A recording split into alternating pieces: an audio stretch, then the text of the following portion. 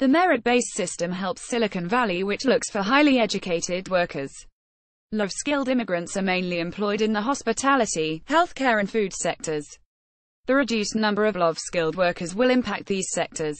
Tuesday night's truck attack in New York City has given U.S. President Donald Trump a reason to press ahead with what he had been promising for long: merit-based immigration. During his first address to the U.S. Congress in February, Trump called for the adoption of a merit-based immigration system and praised Canada and Australia for using the point-based system. Nations around the world, like Canada, Australia and many others, have a merit-based immigration system. It is a basic principle that those seeking to enter a country ought to be able to support themselves financially. Yet, in America, we do not enforce this rule, straining the very public resources that our poorest citizens rely upon. According to the National Academy of Sciences, our current immigration system costs America's taxpayers many billions of dollars a year, Trump said, addressing the Congress. What would a merit-based immigration system mean for those who want to live in the U.S. and who all will be affected by it? The biggest impact will be on families of immigrants who can be sponsored and invited to the U.S. Under the current family-based immigration, also called chain immigration, an immigrant can sponsor spouse and children and also members of the extended family. Currently, most lawful immigrants in the U.S. come through family sponsorship.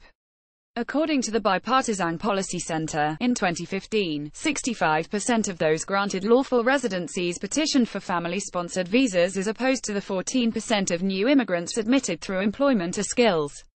The merit-based system will select immigrants based on education, skills, work experience, language proficiency and age. The main argument for a merit-based system is that it favors immigrants who, being skilled, are in a position to contribute to the American economy. Low-skilled immigrants under the current family-based system bring wages down and get more out of the economy than contributing to it. The merit-based system helps Silicon Valley, which looks for highly educated workers. Low-skilled immigrants are mainly employed in the hospitality, healthcare and food sectors. The reduced number of low-skilled workers will impact these sectors. Those who support a merit-based system argue that high-skilled immigrants are more likely to assimilate in the American mainstream due to English language proficiency and cultural awareness.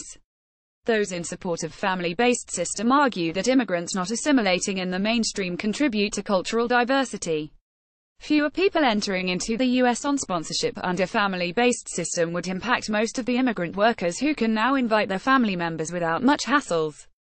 Canada and Australia have points-based immigration system where candidates are scored on the basis of age, education, language proficiency, etc. Conservatives say no to immigration in spending bill. A look at the president's immigration demands. Trump faults Schumer. Diversity immigration in NYC attack. Donald Trump is pressing for tougher immigration based on merit. The latest: Schumer responds to Trump immigration attack.